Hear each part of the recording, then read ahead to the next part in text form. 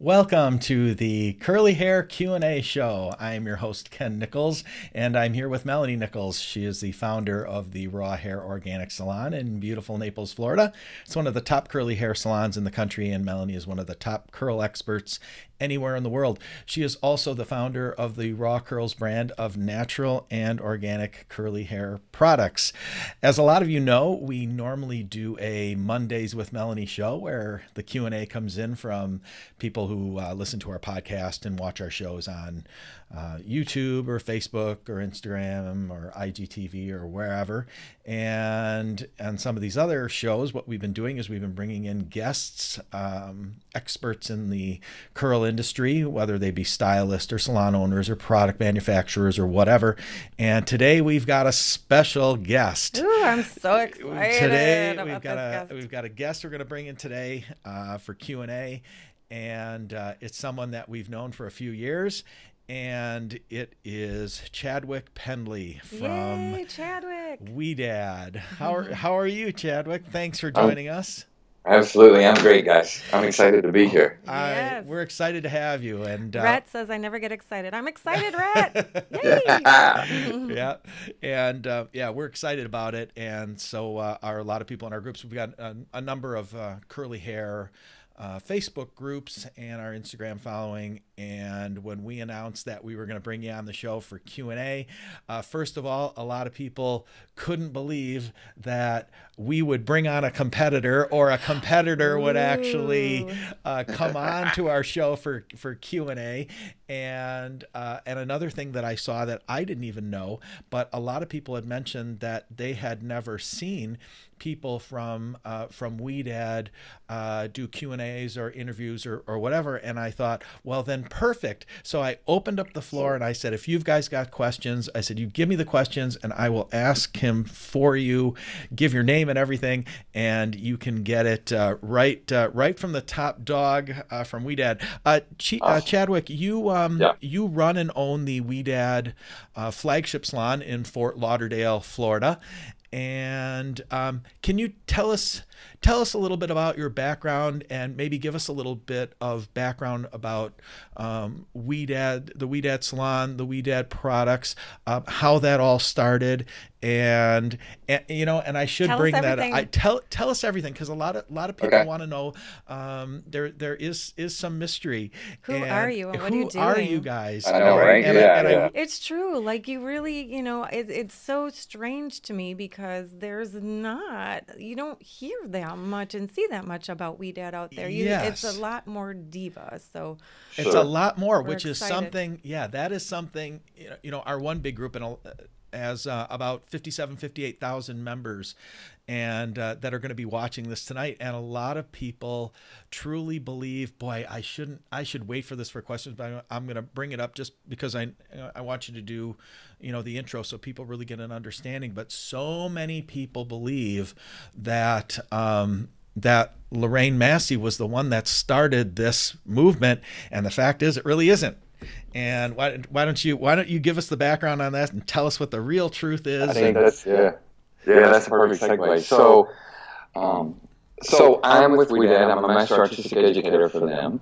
I'm also co-owner of the Ouidad Salon in Fort Lauderdale, which is the third flagship. But I think the thing that's amazing and interesting to know is that Ouidad is an actual person, and that's her first name. Mm-hmm. She is Lebanese. But she had been in New York, and she was there with her husband, and this was over 34 years ago. And the two of them decided that they were going to flip a coin. And it was either going to be a hair salon or a restaurant. Obviously, she won. She told me this story herself. We heard that. Right. Yeah. You guys were gracious enough, invited us to a party, I don't know, a couple of years back, a cocktail party, and she actually told me that story, and I was really surprised. I'd never heard it. I didn't either. Heard it. I think they should have done a salon with a restaurant. Hey, there's an idea. I know, right? That would have been great, right? Yeah. So the salon won. So the salon won. That was 34 years ago. The salon was the first salon in the United States that catered to people with naturally curly hair. And the thing that was really cool about it is she grew up with naturally curly hair. And she grew up receiving bad haircuts and all the bad stuff that comes along with going to a salon that's not properly trained in how to deal with hair. And Sure. I think just knowing her as much as I've gotten to over the years, that became her personal mission, and it was her passion, it was her mission. And she opened the salon, and then she was in the back room, and she was mixing and making concoctions, and the product line began out of things that she knew and understood about curly hair. And they started doing mail order. And then it turned into more. The salon started to become popular. The product This is line in grew. New York City, right? Correct? Yes, this was in Manhattan. Manhattan. Wow. Yeah, absolutely. And it's pretty cool because some of the really cool things are she was one of the very first females to do or to actually use e-commerce. So she was selling her products on e-commerce, which I think is really cool. And that just speaks to her as a person. She does a lot of mentoring for females who are starting out in business or various other aspects of that. Oh, let me interrupt you on this because I want to. I've been doing this when we bring in guests. I've been doing this because I really, what's really funny, Chadwick, is a lot of people like lay people, I guess, people who are curly haired people, buy curly hair products and whatever.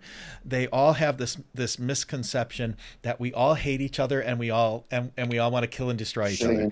And it's so right. It's so not the case. And that's why I said Chadwick, I consider you a friend. But let me tell you about the statement that he just made. Ouidad herself came up to Melanie and I and flat out offered to us. She said, if you need any help, you need any guidance, you need any mentoring, whatever, she invited a lunch, dinner, come to my house, whatever, more than happy to. And she was sincere about it, absolutely sincere about it. And we will take her up on that. And we will take her up on that. We got to bring her on the show too. I think she's really I think people would really like to see that. But yeah, I mean, there was no no standoffish of, you're a competitor. No, she was flat out, whatever you need to know. Yeah, she was super interested in hearing about what we're doing and what we've got going on. And yeah, it was just a very welcoming experience. Yeah. And that's the way it's been. That's how we met Chadwick, was at the hair show, and that goes back to how we talked about Jess from Jessie Curl, the show that we did in Chicago. That was a specialized texture group, and we were all in one section together, kind of looking at each other like, okay, this is interesting or kind of weird, and it was the first time I think that we had all been together. And then, but it just, after a little time, we just started talking, and Ken was going around, and we just were sharing with each other, and then it became like we're all best friends, and it was just, it's so cool. And everyone was open with sharing and watching each other and learning from each other, and it was just an awesome experience. And then Chadwick and I were part of the expert panel that was in the forum, and we got to sit up there and answer questions from the audience. Fun. That was fun. So it kind of stylists, that's kind of how this all got started. And so anyway, I wanted to throw that in there just to clarify, because I really want people to understand that it's not. I think that's very valid. And to that point, I'd like to say this. I think when you deal with curly hair, be it as a salon owner, as a stylist, guest relations, or the clients, it's a whole different ballgame. The egos are kind of checked. I've been in other salons. I've been doing hair for 30 years. And the ego that exists in all the other salons, it doesn't exist in the world of curls. No. It's a whole different ballgame. And for me, it's where I feel the most at home, because I feel like you truly do help people and you make a difference. And listen, none of us have it figured out. We're all working together. And because of that, as a collective, we're making advancement, and I think that's very relevant at this day and time in 2018. Moving forward, we'll just continue and grow and learn from each other. That's so true. That's so true. And I love that, because it's like, we're saying, hey, that's really cool. I like that you do that. And, and it's, there's plenty to go around. And that's why, we've talked about that before, how we learn from people are, usually surprised, but it's like, we continue to learn and from each other, because you might experience something different in your salon, or I may, and then why can't we share and learn and help the curly nation just grow and have fabulous curly hair. Right. That's what I'm here for. That's what I'm in it for. I love that more than anything. And you're right. It is like such a dramatic change. It in the salon per se, you know, it is one of the most gratifying clientele that I have, because you are making these changes and really helping. I mean, people are just like in tears and so excited. You know, I mean, you get some of that with regular hair, but you know, I find that you get it more with the curly hair because they've struggled their whole lives. Yes, absolutely. It's time 100, and they truly are really grateful. And just at the end of the day, it's the most rewarding thing I've ever done. I wouldn't trade it for anything in the world. Yeah. Exactly. I agree. Yeah, I agree. Yeah. And it makes it really cool. And I, you know, I forget if I said, I don't know if I said this to Ouidad or if I said this to Sherry, but I made some comment just off the cuff of my head. And I said, you know, if you guys are worried about me, you got way bigger problems than us. You know what I mean? Yeah. It's just, you know, because it's such an, I don't want to call it an untapped market, but there's so much to go around because it's such an underserved market. Just because there's not enough stylists. There's just not. It's growing, but there isn't enough. You know. I mean, the information and data we have now, we understand that at this current time, in America, 70% of the population have curl or wave or texture of some sort. 70%. Yep. That's over half of the population, almost the entire population. Right. I can't even serve my city. You know, more or less. Exactly. Yeah, I mean, we're both in Florida, what, an hour and a half from each other, but I mean, you can't even keep up, you know. And don't you find, Chadwick, that there's so much of this, you know, biracial mixing going on that it's creating all kinds of different textures of curl? Absolutely. Yeah. And then, and that number, that 70% is changing. It's such an interesting place in it. For me, it's exciting. To me, I love nothing more than cutting curly hair. In fact, it's very rare I even cut straight hair. I have a few friends that are clients, but at this point, 98.9% of what I do is a curl of some sort. And it just keeps me satisfied. People ask me like, well, what's the difference between straight and curly? And I'm like, well, straight is not movement and curl is all over the place. And it's like it's a contest, trying to catch it, trying to contain it, trying to organize it. But at the end of the day, it's just a constant visual canvas to look at. It's just movement and beautiful. So that's where my heart is. And it's different every time, and it's different on every head. And even on one head, you know, you have like different curl types. It's just so interesting. It's just interesting. Absolutely. I never get bored with it. Right. Yeah. Now, do you, Chadwick, do you color curly hair, or does your partner do the coloring? So we're departmentalized in. Yes, my partner Igor, he heads up the color department. You got a big salon. I wish I would. Beautiful. I posted some pictures. Thank you so much. When I did it is absolutely. It's big. It's open. Yet it feels comfortable. Your salon is gorgeous. So the technology with the videos, the and technology stuff you guys really got cool. going on there. That's fun, right? Yeah. And actually, Chadwick was the one who introduced me to the pillowcase. So see, there you go. That's how we learn from each other. Yeah, we love it. We love it. I know, right? Yeah. Listen, my whole thing is I want everybody to win. I want everyone to win. Yep.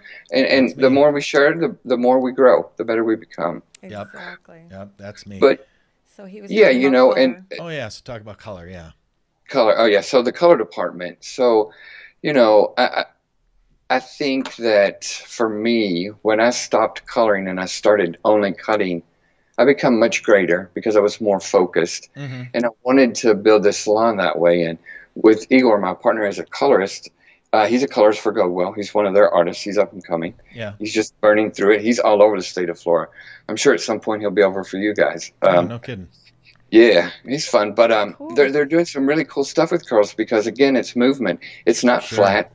So just taking hair and weaving it and smashing it into a piece of foil, at the end of the day, well, that's one way to highlight hair, but they're doing all kinds of stuff. And I'm pushing them all the time to look at this curl and understand it more and develop these techniques. So listen, we're really having a lot of fun over here with curls. It's like what we So he was he a colorist just working on regular hair before, and then he met you and started transitioning to curls? Is that? Yeah, yeah. Actually, he was a colorist, and so I said, "Hey, listen, why don't you? I want to find a colorist to work with, and I want to start building this and growing this, and that's how we started. And then it was pretty cool. We I guess we were doing it about 2 years, and then we decided that we wanted to open a place, and then Ouidad approached me and asked if we could come to partnership, and we agreed with that. And you had known her for a number of years. Yeah, let's go back to how you started with the curly hair, and because you've been doing it a while. I remember you talking about that, but let's share that. Yeah, tell us about how that happened and how you met her. That's funny. So I've been doing hair for 30 years, but at the 15-year mark, I had left Nashville. I was ready for a new scene and had fallen in love with South Florida, and I moved to Fort Lauderdale. And I went to work on Las Olas, and the salon then was Las Olas Beauty. Now, that was the third salon that she had ever certified, because what she wanted to do to get things out were she would come in and certify a salon and teach stylists her techniques. And if you passed her test and she felt like you understood, then you got her seal, and it was a certified salon, and then you started selling her products. And that's how the certified network all across America was established. So I'm at the third salon that she had chosen, and I honestly, I'm going to be quite honest, I had no idea who Ouidad was at that time. And I walked in, and I was like, this is crazy. Everybody coming in the front door has curly hair. Right. But everybody leaves with curly hair. Right. You know, in a typical salon, they leave with a blowout. Yeah, straight. Yeah. Right. And so I was just fascinated. That's a complaint of a lot of people with curly hair. Absolutely. Yeah. And so I was fascinated, and I thought, man, I've got to know more about this. This is the first time in my career that I've seen people be able to manage and actually produce really beautiful, naturally curly hair.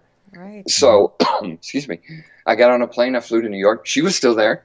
She was still in the salon, and she was still teaching the certification. Now, she had a really tough reputation. Sure. Now that I've gotten to know her, it makes sense. But she had failed several people that I knew. And so I was a little intimidated, and I went up there, and I had said to myself, listen, you're going to go up here, and you're going to learn. You're not going to play it safe. You're going to push yourself, and you're going to do the best you can do, and you're either going to fail, and then you'll just pick yourself up and get right back up here and try again. Right. Or you're going to go home and learn something. So I was there, and I picked the craziest heads of curl because I wanted them to teach me something. Yeah. Right. Take the hard ones. Exactly. I'm like, she does the same thing. She does the same thing. Right, Melanie? I know. And I'm like, listen, I need to know this. I want to do something I already know how to do. Right. Absolutely. Yeah. And so she saw that, and she just migrated over to me, and I was like, oh, God, I'm doing something wrong. This is horrible. And she's coming over here to correct me. But she started showing me all these things, our techniques that we have, and I was like, and these light bulbs just started going off. And that was certification, and I made it through that weekend. She says, she calls it beating us up. She would beat us up, and she did, literally. But what she did was she did everything in her power to stop people from giving bad haircuts to curly hair. She would not certify you unless you took it serious and you could do the techniques and you understood the philosophy and everything. She didn't just give her certifications away. I like that. Yeah. And it was important. And so I came back and I started cutting curly hair, and I started cutting more curly hair. And it was the next thing I know, it was like all the people with curly hair were sitting in my chair. And the thing that was really cool is I like to be dressed regardless, no matter what. And when I leave the house in the morning, I always say to myself, you never know what's outside the door, what's waiting, what the universe has for you. So I always like to be dressed. And it's, I'm always in a suit, typically. Always in a suit. Yep. Yeah, and people make fun of me in South Florida, but I love being in a suit. This is one of the first times you see me. Yeah. I just love it. That's how I feel comfortable. I had Martin Parsons walk up to me at a hair show and say, and thank me for wearing a suit and a tie to a hair show. Yeah. He said, I he love said, that. I wish So more people sloppy. respect this industry. Mhm. And the I next know. week I went in jeans, or the next year I went into jeans and a You shirt. slob. You became a slob. But no, he Oh did. my And, gosh. well, you know, Martin Yeah. Parsons, he's always Yeah, he's he's always I do. dressed to the fantastic. I nines, love you know. him. Right. I love Always. him. Yeah. Well, and so this morning I get to work, this particular morning, and the manager at the time says, listen, I need to speak to you before your day begins. I said, okay, what is it? She goes, Ouidad's called and wants to film a commercial and wants to know if she can film you. And I said, sure. Wow. So later that afternoon, some 2 or 3 o'clock, whatever time it was, she came in and she brought in a film crew, and um, Oh my she God. was filming. She was filming one of the stylists next to me, Right. and that stylist got stage fright and Yeah. just got nervous. Sure. And then she put the camera on me, and blah. I just come right out. It's where I feel natural. And 3 days later, I got a phone call, and she says, "This is Danny, and I'm the director of education for Ouidad. Would you be interested in coming to New York to become an educator? Wow. Ouidad would like to put you on her team." So I flew back up, and she was training me again in the same thing. Oh But gosh. it's really funny. Yeah, that's I, awesome. I didn't know this until just this past year. Yeah. But I go back up there, and at that time, you were supposed to do 2 models a day. Mm-hmm. Mm-hmm. And I did 2, and then the instructor came on and said, listen, I need you to really impress them and hit this one out of the ballpark. Can you do another model? I said, okay. But I'm like, okay, right, what's wrong? So I finished her. And then day 2, I finished my 2 models, and I was finished a little bit early. Yeah. And he comes over and he goes, listen, I need you to really impress her. And, Oh my and gosh. What's a little pressure? I'm like, oh my God, what am I getting wrong? Like, Yeah, I'm doing what something is wrong. going Like, on? everybody's doing 2 models. I'm doing something. I have to do 3 models. I don't know what this is. And earlier this year, she said to me, are you kidding me? She was like, you come in flying through there. I was like, I'm not going to let you walk out of here easy. I was like, give him another one. Keep giving him Oh my models. gosh, that's so funny. And I'm serious. I'm thinking, okay, I didn't know, what am I doing wrong? So Right. She's Right. trying Right. to break you. And yeah, Like yeah, the military does. yeah. right, yeah, exactly, right. I love it though. just- I hate, these certifications that just like everyone's a winner and just because you show up you pass. That's it's like it invalidates the certification, I mean it's like the millennial way, but I just don't care for that. I'd rather have Yeah. I'd rather fail and have to do it again like you said, That's why I say, Melanie, yeah. I'm like, Yeah. really Yeah. teach me, and that's what happened. It instilled so much into me, and I'm glad it was that way. I'm so glad I had the privilege of her instructing me, and The fear of Ouidad. Are yeah. you still afraid of her? She shows up and he breaks Well, out into a sweat. yes, I am up still in the afraid of corner. Right. Yes, Right. I'm still afraid of her. She's pretty amazing. She's pretty awesome. Yeah. I can't say enough about her. She's been my mentor for all these years now. Yeah. And she's taught me a lot, and she's helped me. It's been nothing but wonderful and welcoming to us. Hey, and And look that's at, good. I'm really look at how grateful for that. successful you've been. It's awesome. Right. What does that tell you right there? Right. That's does what that I tell say, you? and it's like, I live my life, and with my team, I'm like, I share everything I have, because were it not for the people in front of me who shared everything with me, there's no way I would ever be at this point. Exactly. Exactly. I didn't wake up here. People shared with me. People gave to me. Right. I want to continue to give. Right. That's what I have makes to me. say, yeah, for me, when I opened my salon and started training other people, it was really an odd transition for me. I kind of struggled at first, like, I've spent my blood, sweat, and tears learning this, and thousands of dollars and 10,000s of hours, and just so much time and energy, and then just to hand it over to somebody else. I kind of struggled with that at first, but I don't know. Once I started doing it, it felt good, and to see other people like doing what you've taught them and becoming Right. successful was Yeah. really satisfying, and It's so amazing. yeah, it became easier, and it's like I want to share and help other people more, and it was just but at first I was like, I don't know about this, Right. Yeah. Right. yeah, but And yeah, I hear you. I think I was the same way. I think maybe I still may have a little bit of that, where I'm just like, okay, are they getting this? Am I doing this? Or am I teaching? Whatever, all these stuff. But at the end of the day, now we're 2 years into it, and I've started to develop quite a team. And my girls, I just look at them and I'm just so proud of them. They're so great at what they do, and they're so aspiring and inspiring to be better nice. each day. Exactly. And I love that. That's and nice. you know, we do a lot of fun stuff too. Like we have a lot of meetings. Like I have a meeting once a month, and there's nothing at all that that meeting has nothing to do with hair. It has nothing to do with hair cutting or hair coloring. It's about being better humans, and how we have a tendency to get in our own way, and we stop our own growth. You know?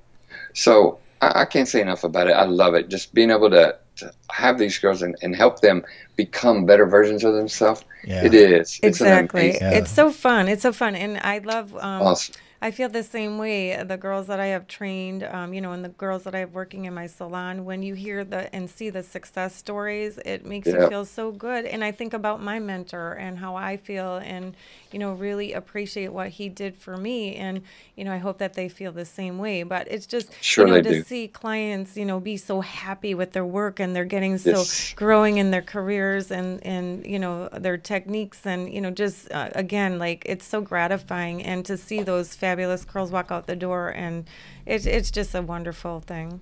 Yeah, it is. It is. It is. I agree. How about let's get into some questions? I've got questions that are from, they're a mix. I've got from our Curly Hairstylist Facebook group. I've got questions that came in from there, and then I've got questions that come in from our other curly hair group. So I'll mix them up here and tell you what's what, and then we'll, you know, let's just go from there, and I'll let you. And I might throw some things in too, depending. Yeah, I'll let you talk. Well, that's a first. Okay, right. Kind of let me talk. Wow, right. That's why I'm a talk show host. Okay. First question, and I'm going to paraphrase this because I got a number of these questions. There's a lot of people that want to know the difference. What, you know, the two major disciplines, we'll call them, for cutting and styling curly hair are typically the Diva cut and the Ouidad cut, or the Ouidad system. Tell us what the difference between the two is, and what are the benefits of the Ouidad system with curly hair, and what, you know, what sets it apart. So what tell us the difference. Is that a good question? Good start? That's a good question. Yeah. No, I think so, because I get that question often in the salon from clients myself. So I think first I'm going to talk about what it is that we do. And it's funny because people say the Ouidad cut, but we don't offer a haircut. We have a set of techniques that we use that are incorporated into hair cutting. And what they do is they help us address the issues of people with naturally curly hair. We have a carving or a slicing, and then we do a sliding gradation. And I think what you need to think about is this: like, curly hair has a tendency to grow out and set out. So our techniques go in and they help us to organize cascade curls. They puzzle. At the end of the day, what happens is they become more uniform, more manageable.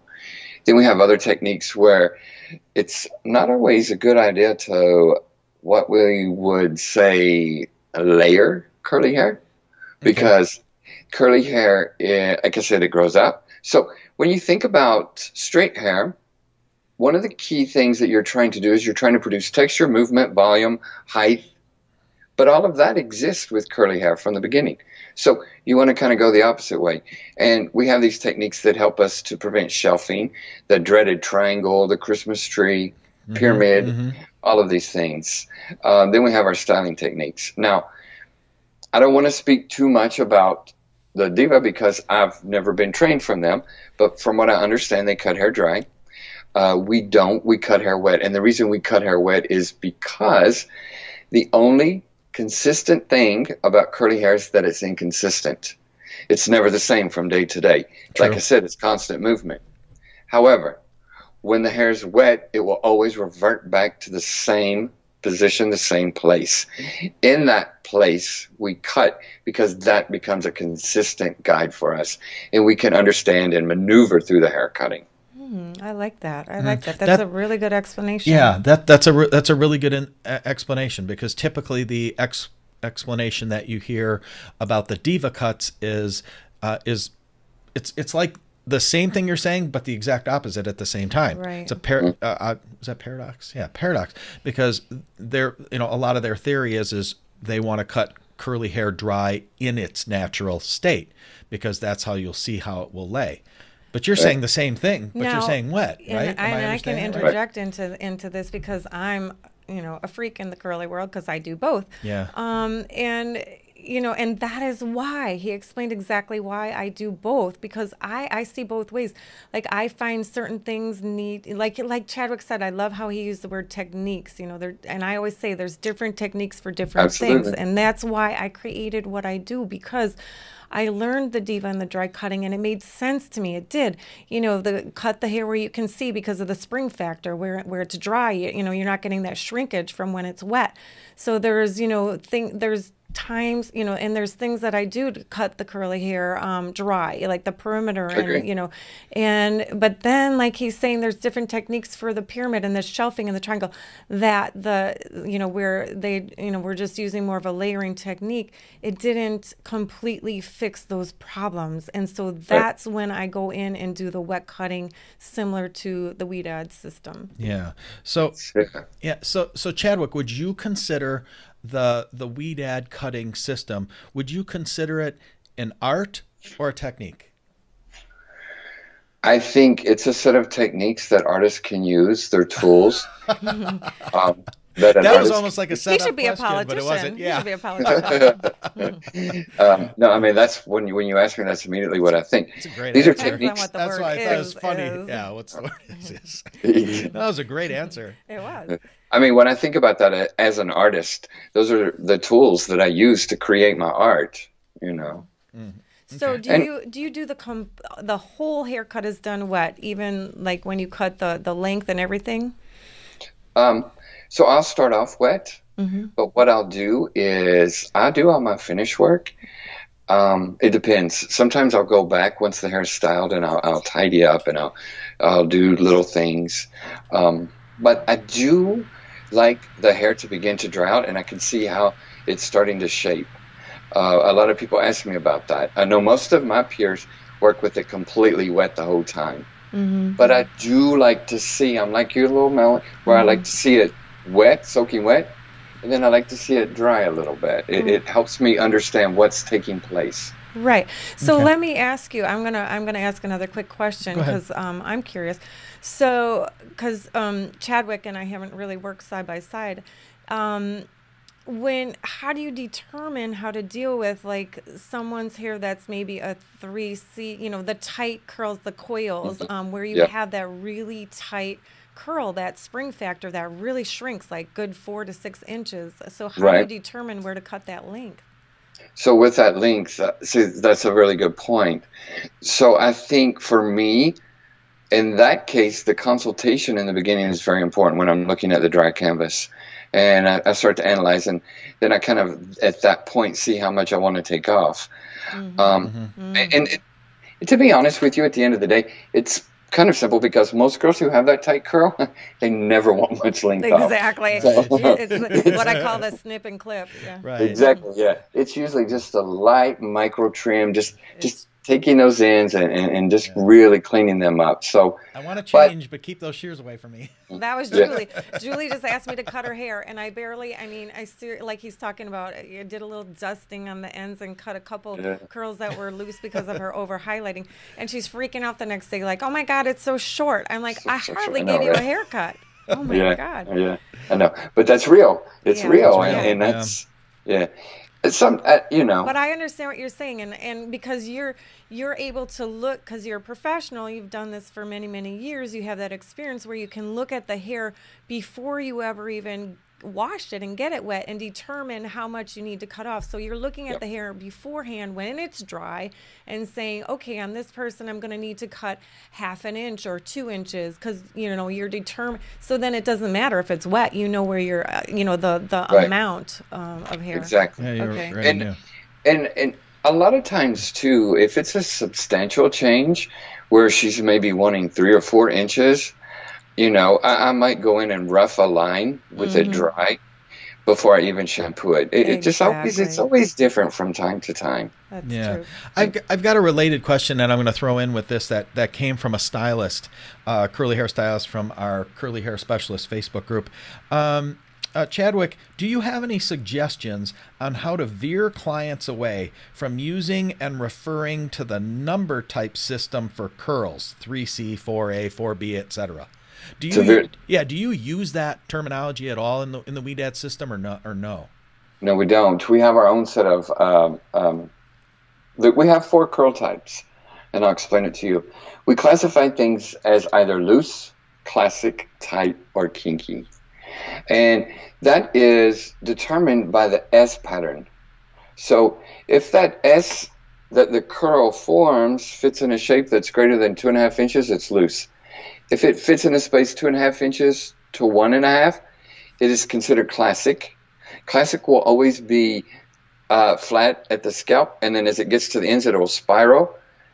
So is Melanie classic or is Melanie loose / classic? I think Melanie's somewhere between loose and classic. I'd have to see it right in front of me. Watch it. From what I remember. Watch it. I know, right? But classic so that's does how not we mean cut old. It. Right, not at all. Not at all. Yeah. It means That's what I think too. Yeah. Okay. Yeah. And tight. And so tight is an S that fits in a space that's 1.5 inch or less. And when it's no longer an S but a Z, Yes. or even void of a Z pattern, Yes. and just more like a webbing that stacks, we consider that kinky. So with the number system, it's very similar. It was just created by someone else. Okay. That's so it's just a lot more detail. Like that's I like the simplified version. I like to go by that as well, but I just have to use the other terminology because people are everybody uses it. Yeah. They're familiar with it. Yeah. It's more prominent. Yeah. I get that a lot. People come in and they know their curl type and they'll say I'm a 2C or they so. The first 4 or 5 years, I was like, "What are these people talking about? What is a 2 or a 3?" I'm like, "Come on, is it like a bra size? What's going on here?" Right. Exactly. But then I know, right? I had to educate myself, and I found out, and it was good. And actually, I have to say, Michelle Briers from naturallycurly.com, she helped educate me with that. Yeah. Who's wonderful. Yeah. Yeah. She's coming out. We're doing an interview with her in a couple of weeks, I think. I love Michelle. Yeah, she's very, very, very nice woman. Love her. Yeah. In the Ouidad system, do you only style curls curly, or do you straighten hair too with the Ouidad system? And I'm gonna go off of that question a little bit.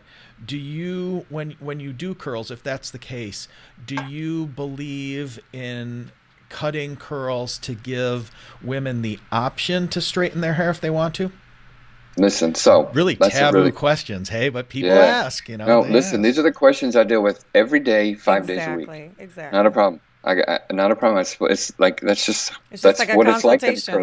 Yeah. So, look, let's go back several years, and what Ouidad did is she needed to establish who she was, and she did not let people leave the salon with a blowout. Yeah. She was like, no, you're going to be proud of yourself, and you're going to wear these curls, and we're going to show the world. And she did.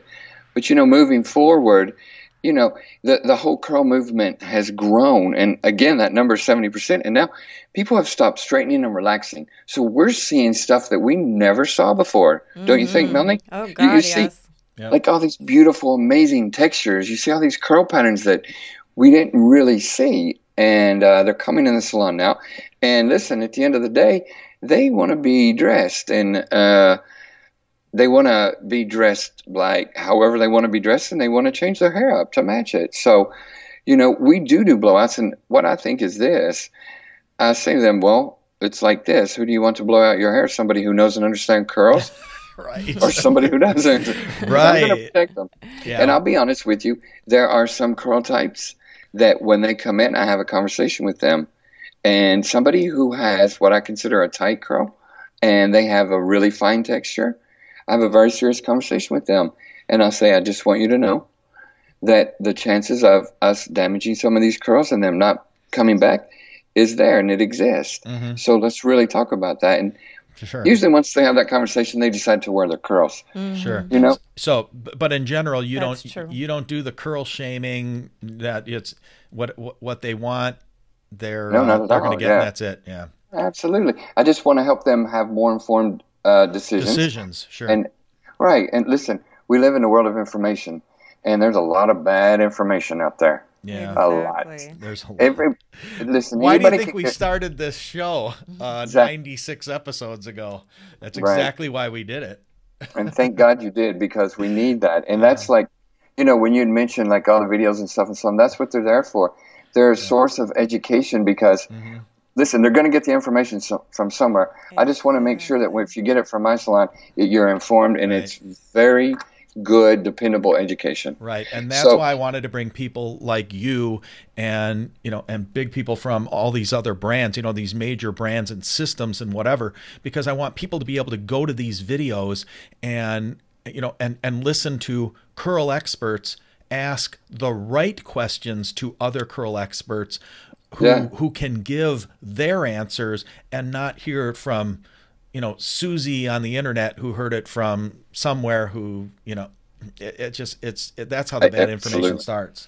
I mean, I just, you know, and I've shared many, many times over on this show and in our groups that, you know, like you say, at the end of the day, it's their hair, it's their decision. I want it to look fabulous however they're wearing it. And I have no business telling someone that they can never straighten their hair. Right. So, you know, do I think it looks great curly? Yeah. And do I encourage that? Of course. And like Chadwick, I also explained the consequences or, you know, what, you know, can happen if they do whatever, bleed, you know, highlight it or, you know, straighten it, whatever they do. But at the end of the day, it's their choice and they have that choice. And I just want to make it so it looks good no matter how they wear it. Yeah. Agreed. Yeah. Totally agreed, Mel. Okay. Totally agreed. Okay. Next question. What Ouidad products or product types, Chadwick, do you consider fundamental steps for those of us trying to reduce the number of products in our routines? What Ouidad products would you consider like staples, I guess? You know, what would you recommend? Okay, well, that's a good question.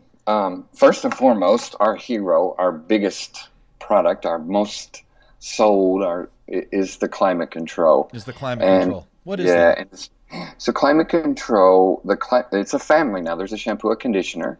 Shampoo sulfate free. Conditioner is a daily conditioner. There is a detangling heat spray, which is similar to a leave-in or a primer. There is the Climate Control Gel, which is the hero. That's the one that set us on the map. Yeah. Is that a firm hold, medium hold, light hold? What is that?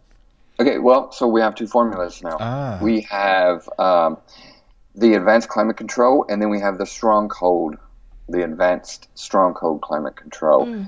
So you have two choices. But what happens is this. The Climate Control, like we didn't understood this a long time ago.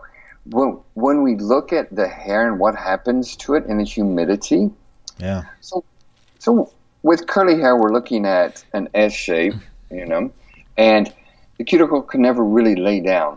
So because of that, you go outside into an environment that's humid, the cuticle's open, the humidity gets in there and lifts it, and that's what we call frizzing. But then you go back inside where there's no humidity, and then the hair lays back down. So the hair is constantly up and down from environment to environment. Humid, not humid. Humidity, not humid. So she created this gel that went in and protected it. The hair has no idea what's going on. And so it doesn't move. It doesn't react to humid or non-humid environments. Cool. That's awesome. So that one definitely. Another one that's very, very, very important, it was one of the ones that I spoke about earlier when she was in the back room mixing things, and that was the deep treatment that she created in the very beginning. Because she knew and understood that naturally curly hair depleted the 2 proteins and 8 amino acids necessary. And so she created a treatment that women with naturally curly hair could use to restore it. And it's just been one of our biggest sellers ever since. And I still... You know, it's really fun to watch how this whole curl movement has grown and evolved. We do so many treatments in the salon. We use steamers. Yes. And in fact, it's a whole new service that we've added, and it's pretty astronomical how many treatments we're doing now, Really? and how much it's grown in the past year. We do a lot too. How much do you charge for one of those treatments? Our treatments start at $65, and then we go a step further and we infuse essential oils into them. Oh, and then we cool. use the steamers. Yeah, it's really nice. I talked about doing that. I forgot. I'm glad you reminded me. Thank you. See? Yeah. What percentage of people your go clients crazy. actually get those? Get a deep treatment, or do you think need a deep treatment? A lot. All of them. Every All one of of them. them. He says. Wow. That's who I think needs it. If you have curly hair, you need to be doing a deep treatment. How often? It's just so it depends. That there again depends on the curl type. It depends on the texture of your hair. Mm-hmm. It depends on what you're doing to it. In my salon, we have a word that we use, and it's called compromised. We don't call hair damaged. We don't call it dry. We don't call it. It's compromised because that helps the client actually understand what's happening. For example, in my colorists, sometimes they want to kill me. I know they do, but I've tried to help them understand this as being a hairdresser. If we take a virgin head of curls and we style it, it'll stay beautifully styled for 5-6 days. Mm-hmm. If we take somebody who's over-processed and style her hair, it can be beautiful for about 2 hours or 3 hours. But by the next day, it's blown. Right. You know, those ends can't retain any hydration. They can't keep the definition. So now we begin to help clients understand that certain types of hair coloring compromises their curls. And it's not necessarily a bad thing, but just know and understand that if you go 5 to 6 levels lighter than your natural hair, you're going to compromise those curls, and it's going to create more work for you at the end of the day.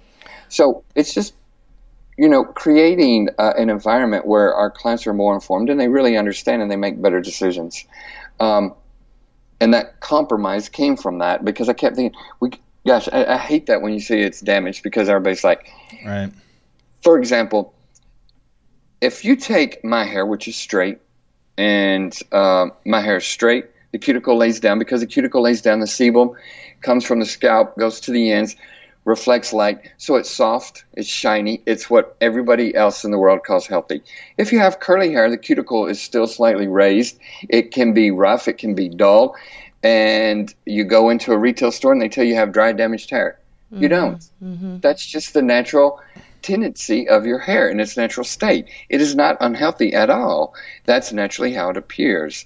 So it's kind of helping people get into that mindset and really understand their hair on a much different level.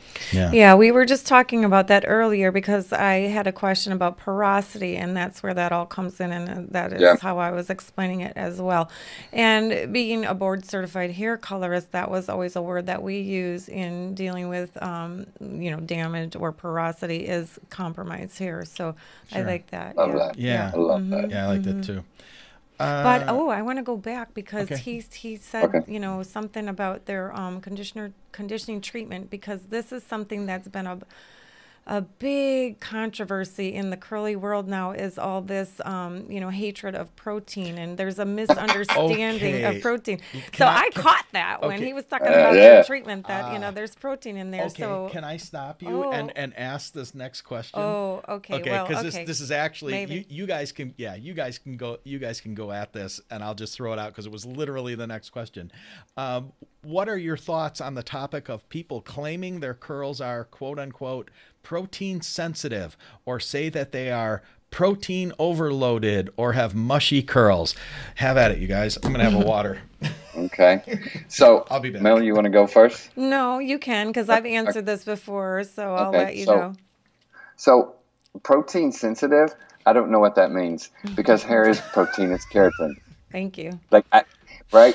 Yeah. It's like, I always say hair is made of protein and moisture. You have to have some protein. that's like when we talk about conditioner, we're talking about one of two things, either adding protein or adding moisture. Exactly. It's that You know, simple. that's like hair 101. Exactly. But yeah, you know, again, it understanding everything that's going on. We're in this day of information, and people really, I think the people who've been straightening and relaxing, it's a whole new day for them, and they're super excited, and they're super eager, and they go out and they start collecting and gathering all this information, and some of it's good and some of it's bad, and this is the end result where we have people, like people even saying like things like there are people who don't like sulfates, there are people who don't like whatever they don't like, there are people who think they're protein sensitive.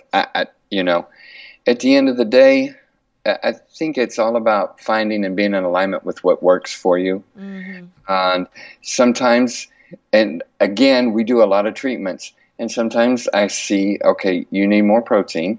You don't need protein, you need moisture. And it's kind of knowing and understanding that. I mean, and there are things that we can look at to help us know and understand. Like if the hair's stiff, if it's like a broom or a straw, if it feels really rough or it's brittle, chances are good you need protein. Or if it's just dull and it's lack, maybe you need moisture. Or if you've over protein or proteinized, I guess is the term, then it's pretty simple. You're just going to add more moisture. And unless you're using something really crazy or bad, which I think if you have curly hair, you can't afford to do that. You need to be using good products. I think yeah, and here's the aha, you know, that really gives a kick to some people, because if your hair is lacking protein, you know, like we were just talking about with the cuticle being compromised and open and closed, it's going to cause more frizz. So, absolutely. Yeah. So adding some protein into that hair that needs it is going to help smooth it. And, you know, I've been attacked a lot because we show and do keratin treatments in my salon. But again, it was from a understanding, people not being properly educated, because we don't, you know, do relaxers that are straightening the hair permanently. This is a conditioning treatment. It just helps to strengthen and condition the hair, and it's beautiful. Yeah. And the hair is curly. I mean, you know. Yep. I've said that for years. It's a treatment. It's a treatment, a keratin treatment. And then it really does. In all aspects, it's like it goes in, it protects, it just, I totally agree with you. Well, you know what happens is to the lay person, what typically, when they hear the word, you know, keratin treatment, the first thing that they think of is Brazilian blowout. So immediately they shut it out of their minds, and it's like, nope, nope, nope, nope, nope. Right. So, and you have people who, in my opinion, there are a lot of people who I feel like just don't care about their guests' hair, and they're doing these treatments, and they're passing a flat iron across it 30 times. Right. Okay. Just killing that hair. Right. That's so true. It burns and it singes, and it's like, and then they blame the treatment, but it was actually the person rendering the service. Yes, exactly. And that's what I've said, because, you know, I get questioned like, why isn't it bad to use heat on the curly hair? Well, if you're using it properly, if you have the right person using the right tools and the right product, it's a beautiful, beautiful thing. And it helps the hair to be more shiny, less frizzy, which is what everyone's trying to accomplish, you know, and be more conditioned and healthy.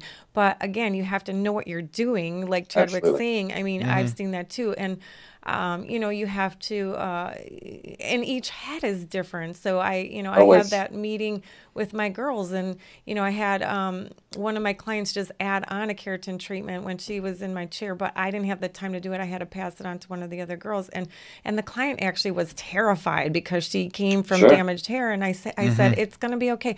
You know, we adjust the temperature and how many times, you know, we run the flat iron over the hair, and it's sealing the product in. We're not singeing the hair. We're not burning it. We're not breaking it.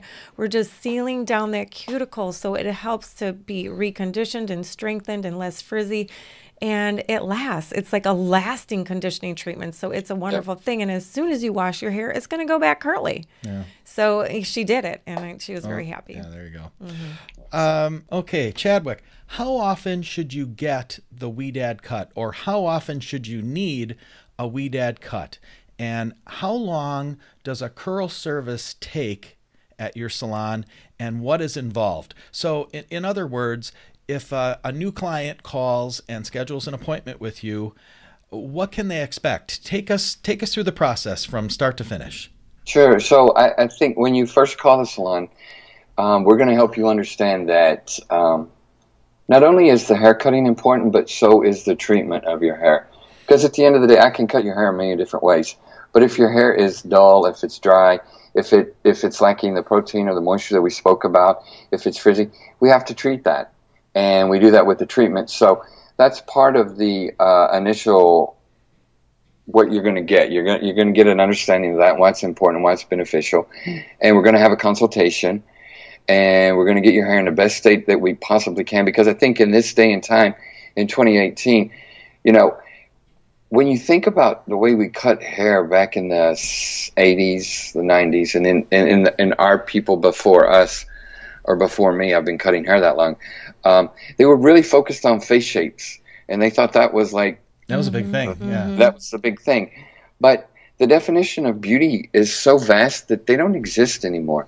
And today, and you guys will know this because of your products, Melanie, today is about cultivating and grooming and growing the most healthiest head of hair, whether it's straight or curly. Right. That's key. That's where my bread is. That's what I'm doing. That's where my focus is. And then beyond that, we cut, and that's important as well.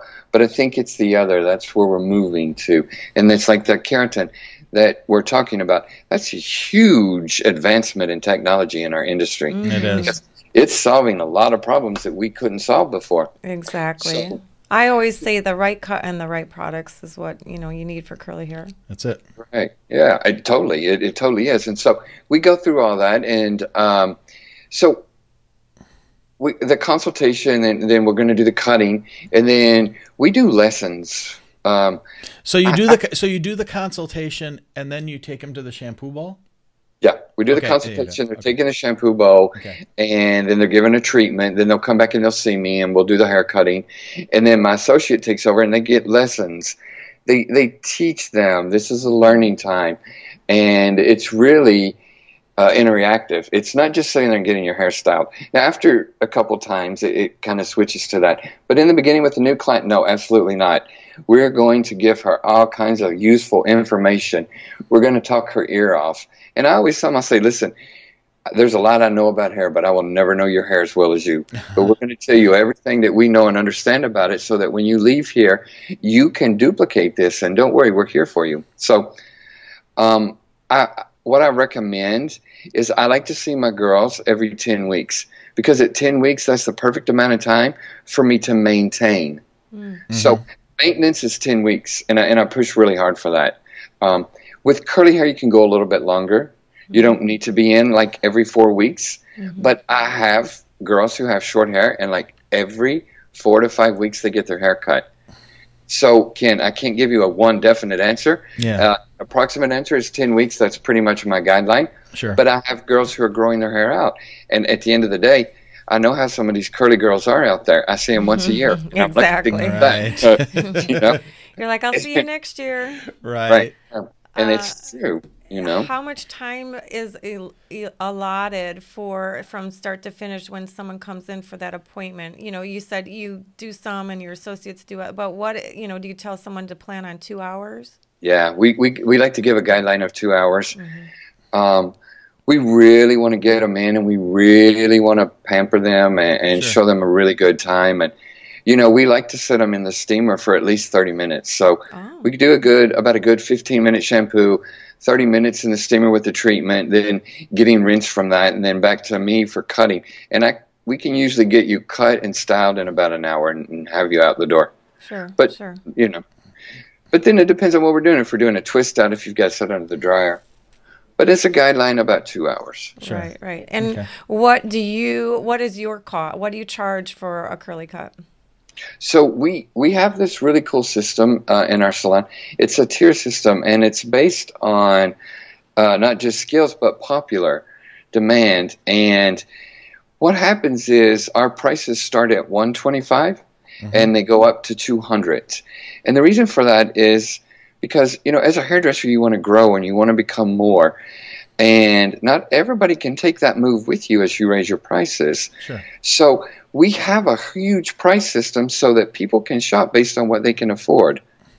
Yeah, that's nice. Yeah, we've done the same thing. So Exact same you know, thing. the girls that are working with me their curly cuts are half the price, Yep. and then mine, mine are 150 and theirs are 75. Awesome. Yeah. But you're right, and that's and it's great because when it was just me, there really wasn't an option. It's just like this is Exactly. what it is, take it or leave it. Right. Right. And then I was, there was a competitor in town who was, not as experienced, and she was charging a lot less. And so this is wonderful because now people have options. If they can't afford my price, then they go to one of the girls, and they still get a fabulous Right, and they haircut. still get somebody trained by, by her. So it works Exactly, out really well. Melanie. Yeah, exactly. And that's the way we've set up our system too, so that it's like, we have our it's called a tier system, and you can just shop in and you can have your haircut based on what you can afford. And I don't want people to leave. I've worked really hard to create an environment to nurture and care for people with curly hair. And so I want them to have options too. Right. Right. What was your question you had for him? And then I'll throw in, I've got a quick closing one that I think will go well. Okay, so this is a question that comes up a lot, and because I do both techniques of dry cutting and wet cutting, I have to explain the difference a lot. But the people that are all for the dry cutting per se, let's just go that route, are very against the carving and slicing of the hair that's done wet because they've been told that it's thinning the hair. So how do you explain that, you're not thinning the hair and what you're doing is not, damaging, or, people are worried about that when they come in. They're like, I don't want you to thin it. I don't want you to slice it, because they've heard bad things about that. Right. Right. And so, it's really, and I know exactly what you're talking about. I get this question all the time. First, let me start by saying I am a Ouidad stylist. I'm one of the lead educators. I do not always carve and slice. I have a lot of clients who don't get either. It is a technique. It is a technique. Carving is a technique that's used to help collapse hair that sets out here to bring it down. So if you come in and tell me you want a big, bold shape, I'm not going to carve your hair. I need that support. I need that to be built. Slicing is a technique that is used to encourage curls. So, unless your curls are loose and droopy, I'm not going to slice your hair.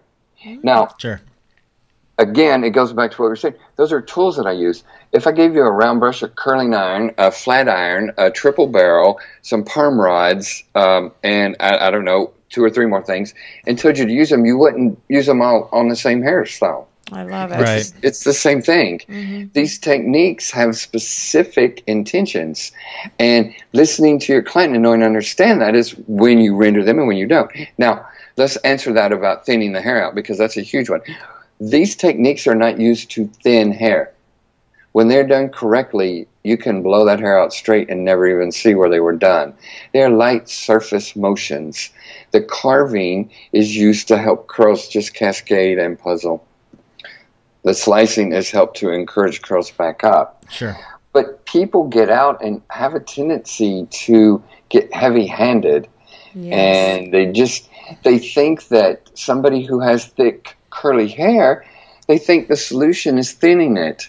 But that's making it 5 times worse. Right. Because for hair that sets out here, if you thin it, you're freeing it to set out even farther. Right, that's true. It's not the solution at all. No. And yeah, that's a good. I love that. Answer. That's a great good explanation. Thank you, because we hear that all the time. Yeah. Yeah. Well, let me give you one last one. This might be the toughest one of this might be the toughest one of the show, but I saw this and I'm like, this would be perfect to wrap up with. This is from Sandy Avila. Chadwick, what are your dreams and vision for this company and the curly girl community in general? Wow, that's a really great question. I have to tell you, I've mentioned it a little bit off and on throughout this. It's really amazing to help people, And I think we're in that place where we're learning and understanding so much more about hair. And technology is growing and helping us. We have tools now. I mean, look, we're talking about protein, but we're talking about hydrolyzed protein. We're looking at all these new ingredients, and I know you guys know this too with your company. We can make such a difference, and people aren't stuck with bad hair anymore. Nope. We can change that. People can have beautiful, healthy hair. We can control, we can do things. And going back to what I said, when people were doing hair cutting based on face shape, if you had the oval face, you were perfect, whatever, the definition of beauty has changed. And now at the end of the day, those problems are handled in the office with a procedure. All that's fixed. So the world of doing now hair, your heart. right? The world of doing hair is now a whole different ball game, and it just to me it makes common sense. You know, we have to cultivate, grow, and groom the most healthiest head of hairs, and then however people want to style it is fun. It's an expression of their mood for the week or the month or whatever. Right. So when I think about the advancement, I think we're going to see that.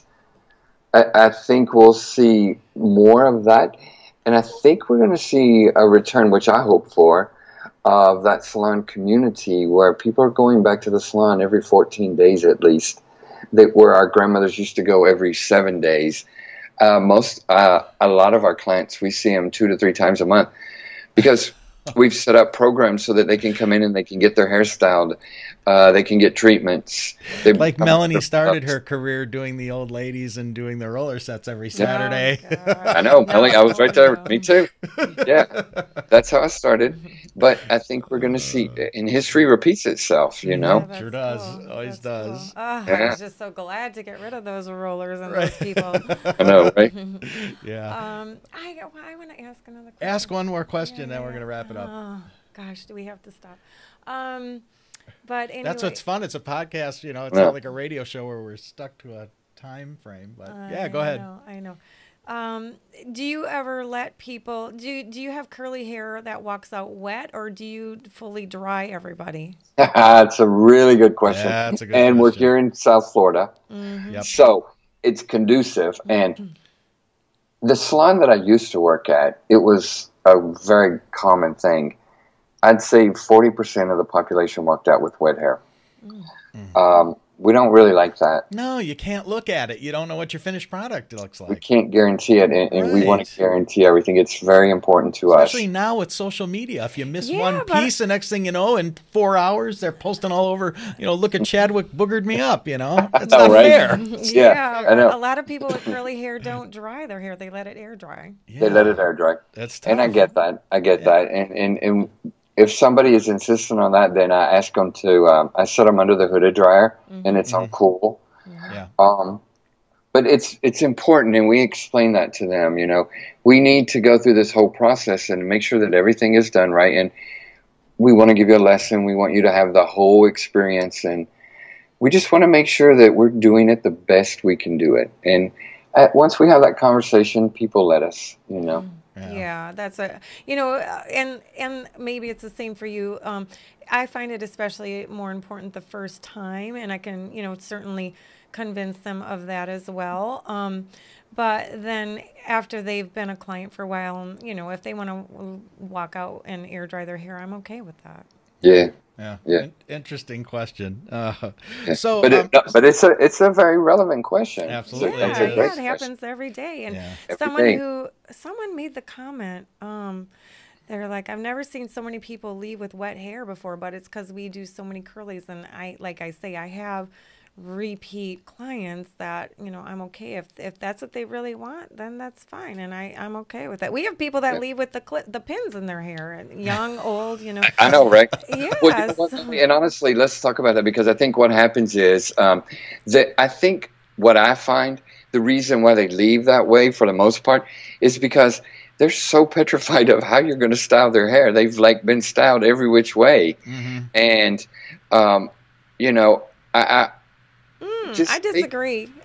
Yeah. You know what I thought you were going to say, and I'm going to say, I think the people that do that are so confident in our work that they trust what I've done, that they don't need to, you know, feel like, oh, I have to see it, or, you know, I feel that they're very confident and trusting of what I've done, that they're okay with it, and I am too.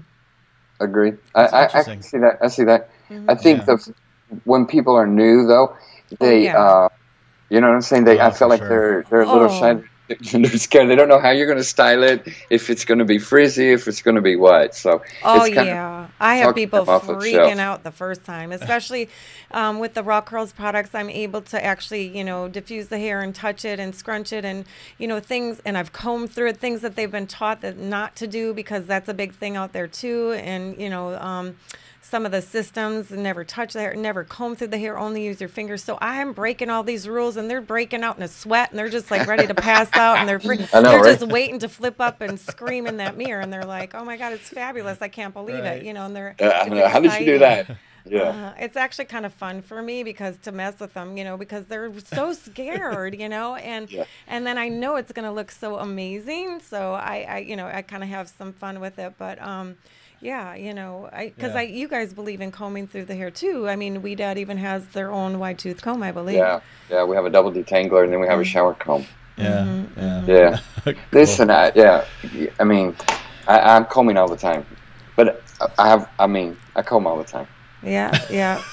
I know. I had that conversation with her once when we were up in New York, and for some reason, somebody had started this ridiculous rumor that you couldn't use a comb, and I was like, I remember I said, "Can I speak to you?" And she goes, "What is it?" It's just how she is. She goes, "Of course, yes. I can just picture it." Yeah, I know. "What is it? You got 30 seconds. Go." And I said, "I have to use a comb. In order to get this hair beautiful, I have to use a comb." She goes, "Use the comb. What's the problem?" I said, "Well, they told me you didn't want me to use the comb." She goes, "I never said that. Go use the comb. Now leave." Oh my God, I love it. She's like me. Oh my God. She's like me, like no nonsense. You know, I just love it. I just love it. Yeah. But well, because now here, like, okay, you know, people that are new to the Curly Girl system, they get this information out there, never comb through your hair. I had a client come in, she was new. I forget how long she went. Like, I had a couple like months without combing her hair. It took me like 2 hours to comb through her hair. It was so dreadlocked. And I told her, please comb through your hair. You have to. It's like, or never come to my salon again. I mean, it was just insane, you know, but they hear these things and they don't know, and they're trying to follow it. And I'm like, what a disaster. Yeah. I know, Some right? people definitely need to comb through their hair.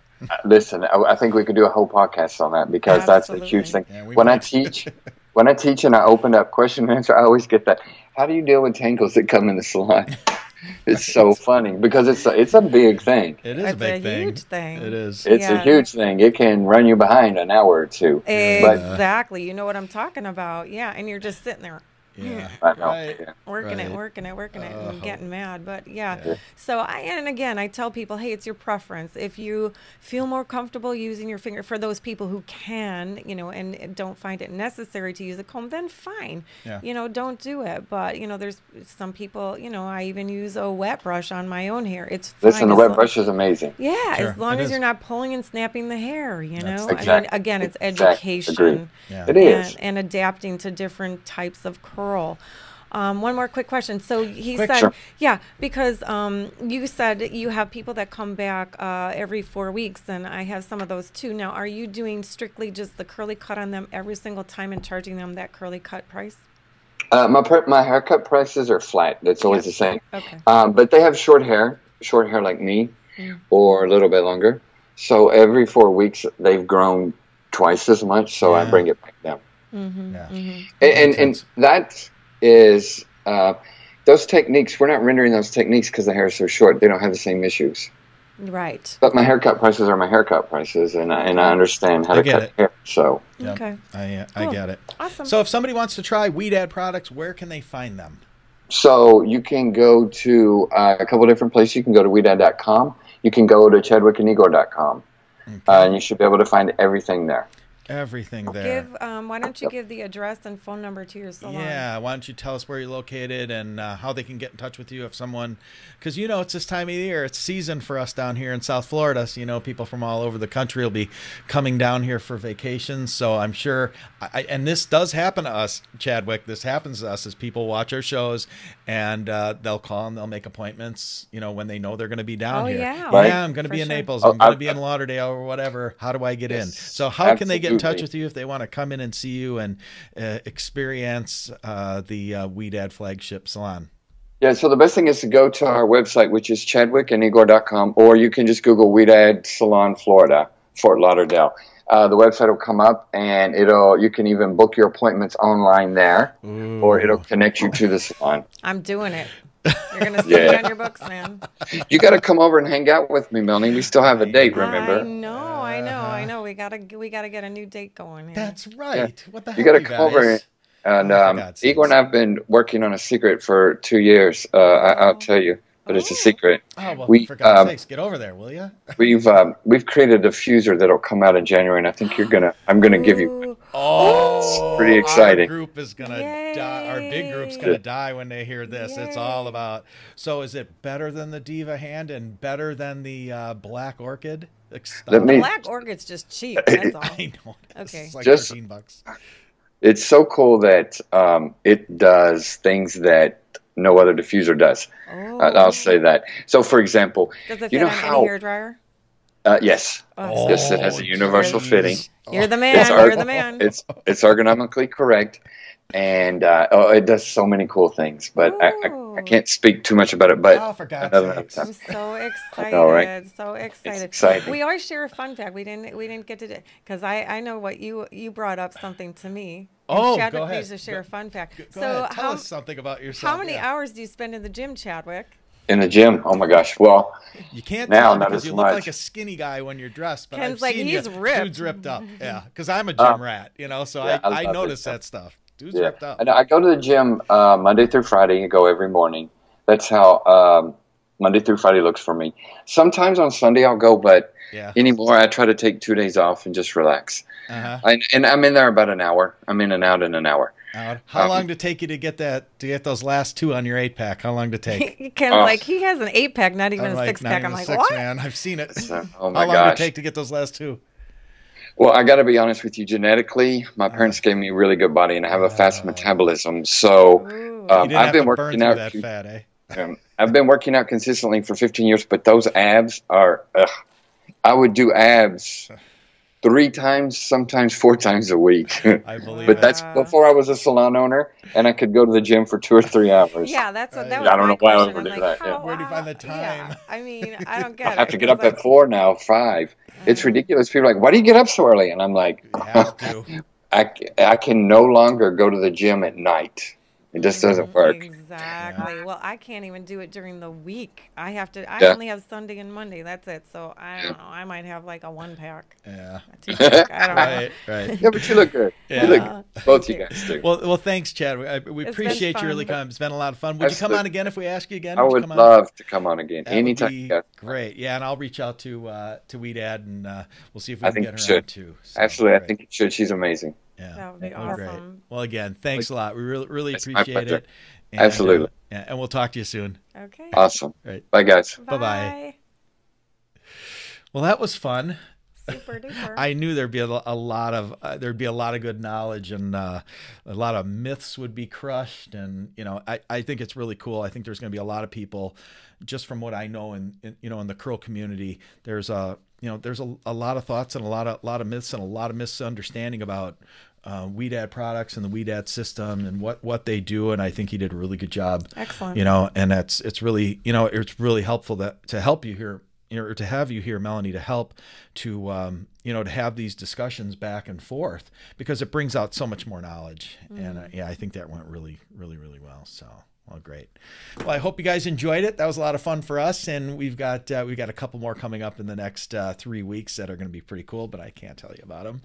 And thanks again for joining us, and we'll see you next time. We'll see you next week, and don't forget, you can always find us every Monday, 7:30 p.m. Eastern Time on the Curly Hair Q&A Mondays with Melanie show. So, anyway, all right. Good night. We'll see you.